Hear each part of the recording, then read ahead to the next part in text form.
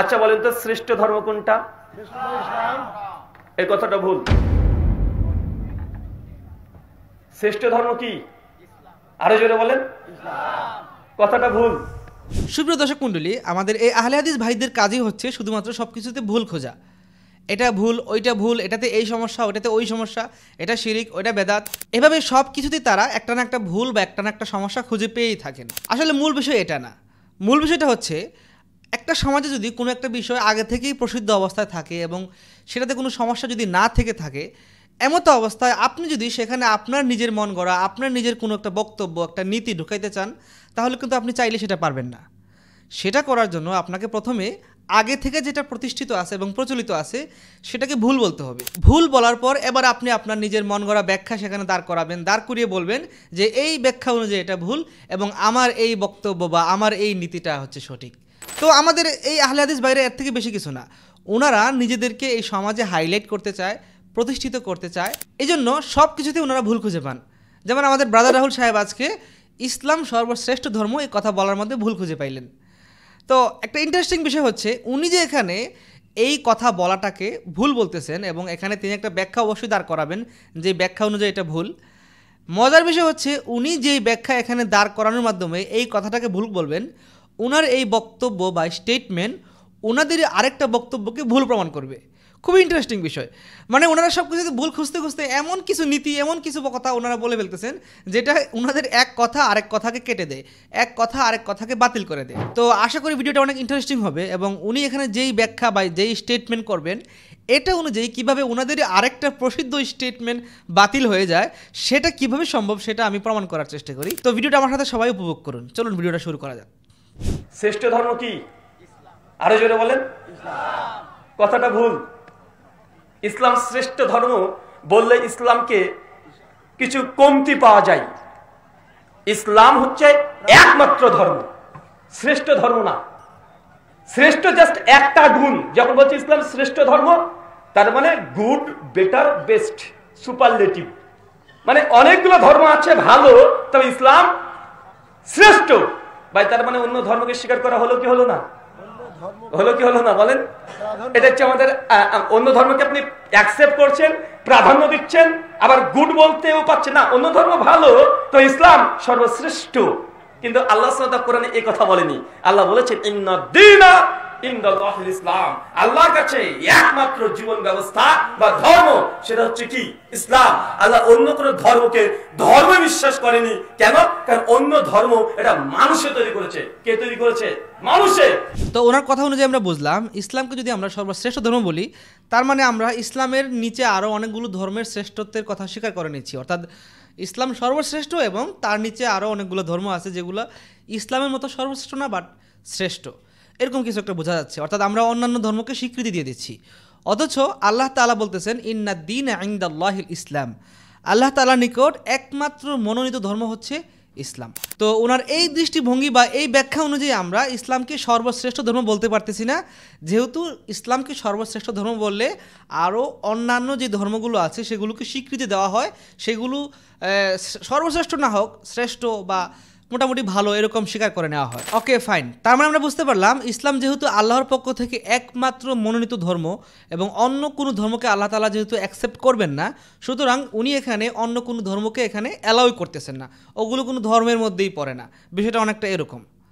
এবার আসেন ওনাদের এই স্টেটমেন্ট কিভাবে ওনাদের আরেকটি প্রসিদ্ধ স্টেটমেন্টকে ভুল প্রমাণিত করে। আমাদের দেশে যত সালাফি শায়েখ আছে, শুধু আমাদের দেশেরই না, একেবারে সৌদি আরব থেকে শুরু করে বিশ্বের যত সালাফি আহলে হাদিস শায়েখ আছে, তাদের সকলের নিকট একটাই কথা যে পৃথিবীর অধিকাংশ মানুষ নাকি কালিমার সঠিক অর্থটাই জানে না। তারা কালিমার অর্থ লা ইলাহা ইল্লাল্লাহ, অর্থাৎ আল্লাহ ছাড়া কোনো মাবুদ নাই, এই কথা বলাটাকে ভুল মনে করে থাকেন।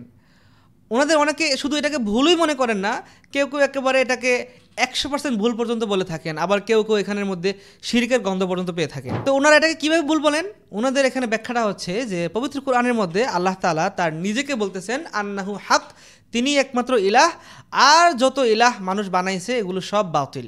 তার মানে আল্লাহ তাআলা একদিকে তার নিজেকে হক বলতেছেন, অন্যদিকে অন্যান্য মানুষের বানানো সব ইলাহকে বাতিল বললেও বাতিল বলার দ্বারা কিন্তু এগুলোর স্বীকৃতি দেওয়া হচ্ছে। অর্থাৎ পৃথিবীতে অন্যান্য মানুষের বানানো আরও অনেক ইলাহ ছিল, যেমন কাফেররা অনেক নিজেদের মন গড়া ইলাহ বানাইছিল।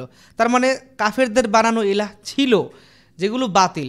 তো আমরা যদি সরাসরি বলি যে আল্লাহ ছাড়া কোনো মাবুদ নাই, তার মানে পৃথিবীতে যে আরও অন্যান্য ইলাহ যেগুলো মানুষ বানাইছে সেগুলোকে স্বীকৃতি দেওয়া হচ্ছে না, অথচ সেগুলো তো মানুষ বানাইছিল, সেগুলো তো ছিল। তো ওনাদের এই ব্যাখ্যা অনুযায়ী যে যেহেতু কোরআনে এগুলোকে বলা হয়েছে এবং সেগুলোকে বাতিল বলা হয়েছে, তার মানে ওগুলোর অস্তিত্ব মানতে হবে এবং ওগুলোর মধ্য থেকে আল্লাহ তাআলা হচ্ছেন হক, ওগুলো বাতিল। ওনারা ব্যাখ্যাটাকে এইভাবে সাজান। আর এক্ষেত্রে আমাদের ব্যাখ্যাটা হচ্ছে যে ওগুলো তো বাতিল, তো বাতিলকে আমরা কেন ধর্তব্য করব? বাতিল এটা মানুষ মানতেছে, কিন্তু এগুলো তো আসলে সঠিক না, রিয়েল না। তো যেটা রিয়েল না সেটাকে আমরা ধরবই না। আল্লাহ তাআলাই হচ্ছেন একমাত্র ইলাহ, একমাত্র মাবুদ, এবং আল্লাহ তাআলাকেই আমরা একমাত্র হিসেবে গণ্য করব। ওগুলোকে আমরা গণনার মধ্যেই আনবো না। ওগুলা মানুষ যতই বানাক, যতই বলুক, ওটাকে আমরা মানবই না। এবং কুরআনে যে আল্লাহ তাআলাকে হক বলছেন এবং ওগুলোকে বাতিল বলছেন, বাতিল বলার দ্বারা ওগুলোকে এভাবে স্বীকৃতি দেন নাই। আমাদের কথা হচ্ছে এটা, আল্লাহ তাআলা ওগুলোকে বাতিল বলে বাতিলই ঘোষণা করছেন। তো এক্ষেত্রে দেখা যাচ্ছে আমাদের সালাফি শায়েখরা এসে আমাদেরকে ভুল বলতেছে, আমাদেরকে অনেক তুচ্ছতাচ্ছিল্য করতেছে এবং বলতেছে বড় বড় আলেমরা, বড় বড় মুহাদ্দিস, মুহাক্কিক, ওনারা কি কালেমার অর্থটাই পারে না, এভাবে তারা হ্যাঁ প্রতিপন্ন করতেছে। অন দ্য আদার হ্যান্ড আমরা কি দেখলাম, ব্রাদার রাহুল সাহেব তিনি কিন্তু সেম কাজটাই করছেন, আমরা যে কাজটা করি সেম কাজটাই করছেন। তিনি ইসলাম ধর্ম ছাড়া পৃথিবীতে আর যত ধর্ম আছে সেগুলো কিন্তু আছে, আমাদের চোখের সামনেই আছে, কিন্তু সেগুলোকে তিনি কোনো প্রাধান্যই দিচ্ছেন না, স্বীকৃতি দিচ্ছেন না। আল্লাহর কাছে একমাত্র মনোনীত ধর্ম হচ্ছে ইসলাম, এবং এটাকেই তিনি ধরতেছেন, আর বাকিগুলোকে তিনি ধরতেছেনই না, ওগুলো বাদ, ওগুলোর কোনো অস্তিত্বই নাই। তো কাজটা কি আমরা যেটা করলাম সেম হলো না? একই কাজ তো হইলো। উনি এখানে যে ব্যাখ্যা দিলেন যে ইসলাম হচ্ছে আল্লাহ তাআলার কাছে একমাত্র মনোনীত ধর্ম, এটাই একমাত্র অ্যাকসেপ্টেড ধর্ম, আর বাকি কোনো ধর্ম এগুলো গ্রহণযোগ্যই হবে না, মানে এগুলো বাতিল, এগুলো গণার মধ্যেই আসবে না। তো আমরাও তো ওই কালেমার অর্থের মধ্যে এটাই ঢুকাইছি যে আল্লাহ ছাড়া আর কোনো ইলাহ নাই, বাকি যেগুলো আছে আমরা দেখতে পাইছি ওগুলো কোনো গণার মধ্যেই আসবে না। তাহলে আমরা কালেমার এই অর্থে এখানে এসে আমরা ভুল হয়ে গেলাম, আর ব্রাদার রাহুল এখানে এই সেম স্টাইলের অর্থ করলেন, সেম ব্যাখ্যা গ্রহণ করলেন, সেখানে সে সঠিক হয়ে গেল। তো যেই ব্যাখ্যায় ওনারা আমাদেরকে ভুল বলতেছেন, ঠিক একই ব্যাখ্যা আবার ওনাদের নিজেদেরকে ওনারা সঠিক বলতেছেন। তো এটা তো কোনো সেন্স মেক করে না। এই যে ওনারা এই সব কিছুতে শুধু বাড়াবাড়ি করে এবং সব কিছুর মধ্যে একটা না একটা ভুল খোঁজার চেষ্টা করে, আমরা কিন্তু এই নীতিতে বিশ্বাসী না। ওনারা যে এখানে আল্লাহ তাআলাকে হক বলতেছেন এবং বাকিগুলোকে বাতিল বলতেছেন, আমরা কিন্তু এতেও আপত্তি করি না, আমরা এটাকেও বলি ঠিক আছে। আবার আমরা যে আল্লাহ তাআলাকে একমাত্র ইলাহ, একমাত্র মাবুদ বলতেছি, এবং বাকি যা কিছু আছে যা মানুষ বানিয়েছে ওগুলো কোনো মাবুদের মধ্যেই পড়ে না, ওগুলো মানুষের বানানো, ওগুলো বাতিল। তো আমরা ওই অর্থে বিষয়টাকে এভাবে বাদ দিয়ে দিচ্ছি, এটাও কিন্তু ঠিক আছে। আমরা কিন্তু দুইটার মধ্যে ব্যালেন্স করে দুইটাকেই গ্রহণ করতেছি। কিন্তু ওনারা কি করতেছে, ওনারা একই বিষয়টাকে নিজেদের মন গড়া ব্যাখ্যা করে আমাদেরটাকে ওনারা ভুল বলতেছেন, বাতিল বলে দিচ্ছেন, আর ওনাদের ব্যাখ্যাটাকে ওনারা সঠিক বলে চালিয়ে দিচ্ছেন। শুধু এতটুকু থাকলেই হয়তো না, ওনারা আমাদের ব্যাখ্যাটাকে একেবারে শিরিক পর্যন্ত অনেকে বলার চেষ্টা করতেছেন। দেখেন, পৃথিবীতে কিন্তু অনেক ধর্মই আছে, কিন্তু যেহেতু সেগুলো বাতিল, তাই ব্রাদার রাহুল সাহেব সেগুলোকে একেবারে স্বীকৃতি দিলেন না, একেবারে বাতিল হিসাবে তিনি এটাকে আলোচনায় আনতে রাজি নন। এটা যে একটা ধর্ম তিনি সেটাই মানতেছেন না।